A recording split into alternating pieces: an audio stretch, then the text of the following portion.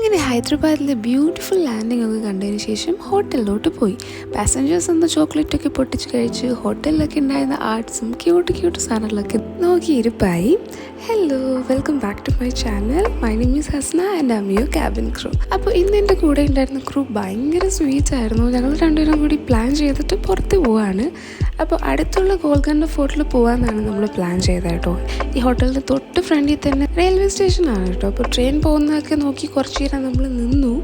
അത് കഴിഞ്ഞിട്ടാണ് നമ്മൾ പോകാൻ വേണ്ടി പോയത്. ഈ ഒരു സാധനം എനിക്ക് ഇവിടെ വാങ്ങിച്ചു തന്നതാണ്. എനിക്ക് എന്താണെന്ന് കറക്റ്റായിട്ട് മനസ്സിലായില്ല, എനിക്ക് വലിയ ഇഷ്ടമായില്ല കേട്ടോ. എന്താണെന്ന് അറിയുമെങ്കിൽ പറയണേ. അങ്ങനെ നമ്മളിങ്ങനെ നിൽപ്പായി. ഞാൻ ആദ്യമായിട്ടാണ് ക്രൂനായിട്ട് പുറത്ത് പോകുന്നത്. മിക്കവാറും സമയങ്ങളിലൊക്കെ ഞാൻ ഒറ്റയ്ക്കാണ് പോകാറ്. കാരണം കൂടെ ഉള്ളവർക്കൊക്കെ നല്ല ക്ഷീണവും കാര്യങ്ങളൊക്കെ ആയിരിക്കും, അതുകൊണ്ട് അവർ വരാറില്ല. അപ്പോൾ അങ്ങനെ നമ്മൾ ഓട്ടോ പിടിച്ച് പോയിക്കൊണ്ടിരിക്കുകയാണ്. ഇവിടെ കുറച്ചൊക്കെ ചൂടൊക്കെയാണ്, എന്നാലും കുഴപ്പമില്ല. അങ്ങനെ പോകുന്ന വഴിക്കൊക്കെ നല്ല നല്ല സ്ഥലങ്ങളൊക്കെ കണ്ടായിരുന്നു. ഇപ്പോൾ ഫോർട്ടിലോട്ടുള്ളൊരു എൻട്രൻസ് ആണിത്. ഫോർട്ടിൽ നമ്മൾ 25 rupees ടിക്കറ്റും എടുക്കണം. എനിക്ക് പേഴ്സണലി ഈ ഫോർട്ട് കാര്യങ്ങളൊന്നും വലിയ താല്പര്യമില്ല, പക്ഷെ അവിടെ എത്തിക്കഴിഞ്ഞപ്പോൾ എനിക്ക് ഭയങ്കരമായിട്ട് ഇഷ്ടപ്പെട്ടു. എന്താണെന്നറിയില്ല, നല്ല ആർക്കിടെക്ചറൊക്കെ ആയിട്ട് എന്താ പറയുക, അടിപൊളി തന്നെയായിരുന്നു കേട്ടോ. കുറച്ച് ക്രൗഡഡ് ആയിരുന്നു, കാരണം സൺഡേയിലാണ് നമ്മൾ പോയത്. എനിക്ക് കുറച്ചൊക്കെ റിക്വസ്റ്റ് കിട്ടാറുണ്ട് നമ്മൾ ലോങ് വീഡിയോ ചെയ്യണം, പിന്നെ ലേഓവറിൽ വീഡിയോ ചെയ്യണം എന്നൊക്കെ. പക്ഷേ എനിക്ക് നല്ല ആഗ്രഹമുള്ള കാര്യമാണ്.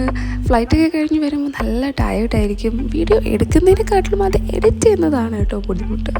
അതിന് നമ്മൾ നോക്കി നിന്നു. കുറച്ച് നേരം കഴിഞ്ഞിട്ട് നമ്മൾ അവിടെ നിന്നും ടാറ്റ ബൈ ബൈ പറഞ്ഞ് പോന്നു. കാരണം അത്യാവശ്യം നല്ല വെയിലൊക്കെ ഉണ്ടായിരുന്നു.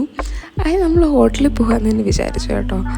കുറേ വീഡിയോസൊക്കെ എടുത്തു. പ്രേമൽ കണ്ടതിന് ശേഷം എനിക്ക് നല്ല ആഗ്രഹമായിരുന്നു ഹൈദരാബാദ് വിസിറ്റ് ചെയ്യണം എന്നുള്ളത്. എനിക്ക് പിന്നെ ഹൈദരാബാദിൽ കേൾക്കുമ്പോൾ സിനിമയാണ് ഇങ്ങനെ ഓർമ്മ വന്നുകൊണ്ടിരുന്നത്.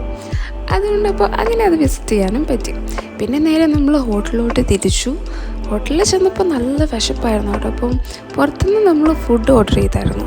ഞാൻ പറഞ്ഞില്ലായിരുന്നു, എനിക്ക് ഒതൻറ്റിക് ഹൈദരാബാദി ബിരിയാണി ടേസ്റ്റ് ചെയ്യാനായിട്ട് ഭയങ്കര ആഗ്രഹം ഉണ്ടായിരുന്നു.